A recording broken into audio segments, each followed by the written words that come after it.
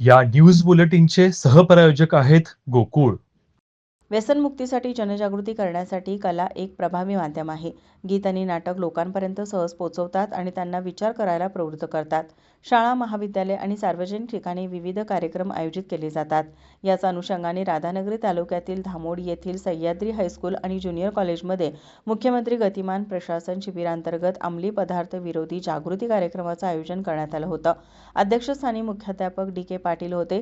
केंद्रप्रमुख BM. Gawade हे प्रमुख अतिथी म्हणून उपस्थित होते. प्रशासक अधिकारी आर.एस. इंगळे यांनी कार्यक्रमाचा हेतू स्पष्ट केला. यावेळी समर्थ पाटील, गंधर्व सुतार, समर्थ खोत, धीरज व्हायकर, अथर्व व्हायकर या विद्यार्थ्यांनी व्यसनमुक्तीचा संदेश देणारं नाटक सादर केलं.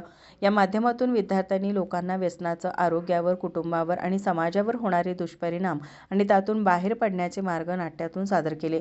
कॉलेज विभाग प्रमुख पी.डी. मिसाळ यांनी इंटरनेट, मोबाईल हे एक प्रकारचे व्यसन असून त्या माध्यमातून विद्यार्थ्यांवर होणारे गंभीर परिणाम याची माहिती विशद केली.